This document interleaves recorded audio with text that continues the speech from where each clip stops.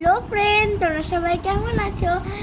আজকে আগের পার্টে তোমরা দেখেছিলে যে আমরা রানীক্ষেতে গেছি। রানীক্ষেতে আমরা ওয়ান নাইট স্টে করেছিলাম, যেরকম আমি আগের পার্টে বলেছিলাম হয়তো যে আমরা প্রত্যেকটা জায়গায় একদিন করে স্টে করেছি, সেরকম আমরা রানীক্ষেতে ওয়ান নাইট স্টে করেছিলাম। তারপরের দিন সকালবেলা আমরা বেরিয়ে পড়েছিলাম কৌশানির উদ্দেশ্যে।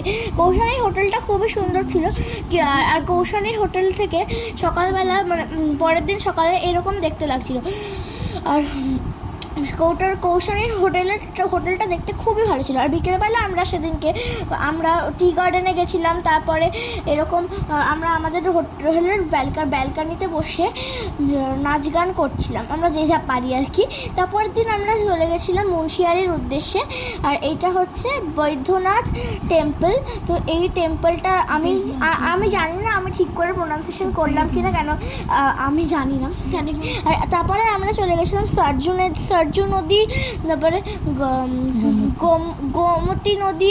এগুলো দেখতে দেখতে আমরা চলে গেছিলাম মুন্সিয়ারির উদ্দেশ্যে। মুন্সিয়ারিতে গিয়ে কী দেখলাম আর না দেখলাম সেগুলো জানতে হলে তোমাদের নিশ্চয়ই চোখ রাখতে হবে আমাদের নেক্সট পার্টে। আজকের মতো বাই বাই।